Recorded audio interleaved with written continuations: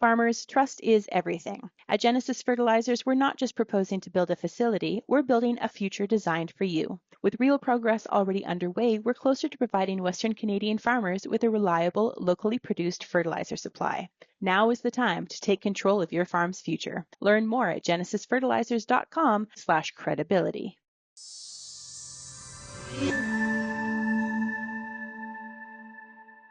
The following is a conversation with Dennis Laycraft, Executive Vice President with the Canadian Cattle Association.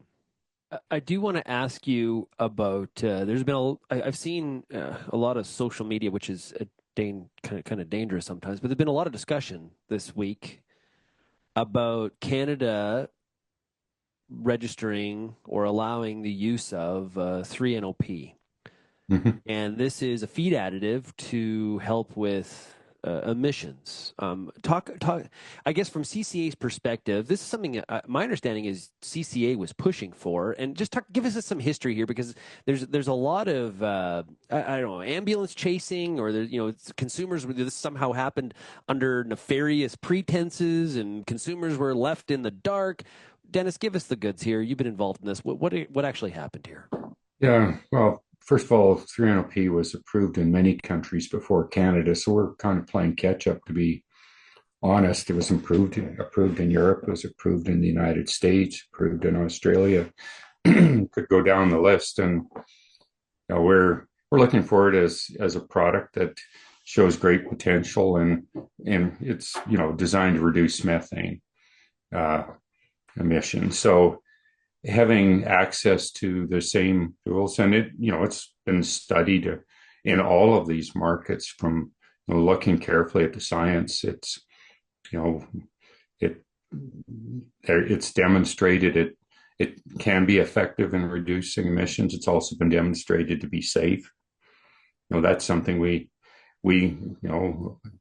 absolutely insist on. Any product that gets used in our industry has to go through those rigorous evaluations. Now, this one's a little different because it's actually, typically we approve products for animal health or for efficiency. Now we're starting to get into a new area of approving products that can have environmental benefits. In this case, it's being described as an environmental benefit. You're reducing emissions, so you're not necessarily using this product for animal health or efficiency, but for other reasons.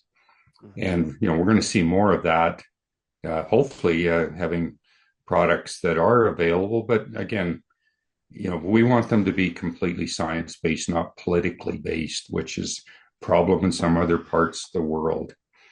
You don't want people just demagoguing everything here. You want to have the right process that does look at does it work, first of all? And of course, we always want to make sure we're going to be absolutely behind the fact that it has to be safe. Is it currently being used in any level of significance, or because I've heard rumors that it's not right currently, even though it is registered? No, my understanding is maybe a few feed trials. There's been such demand around the world that first of all, it's been it's taken a while to build up an available supply. And then, of course, when you're in that situation, it typically has a higher price when it's a shortage. So even developing kind of the market and demand around it, again, it's how you need to start to be able to quantify, if you're using it, how much of a reduction in emissions, which then can put you into a position where you could maybe start selling that.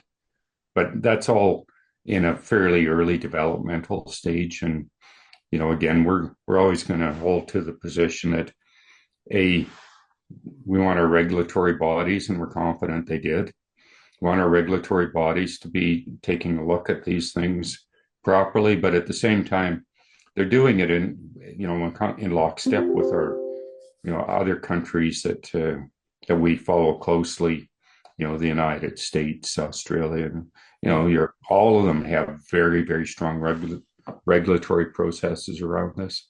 And again, this is methane emission reductions through technology and innovation as opposed to some sort of stick approach. So, and like you mentioned, Canada, not the first to the to the stage here. We're very much playing catch up. We could have a whole discussion about that. But hey, Dennis, thanks so much for joining us here today. Really appreciate it. Great news on the trade deal with Indonesia. Benefit to beef producers across Canada, as well as other commodities like pork and durum and others. So thanks a lot for chatting with us about it. You're welcome. Have a great day, Shaun.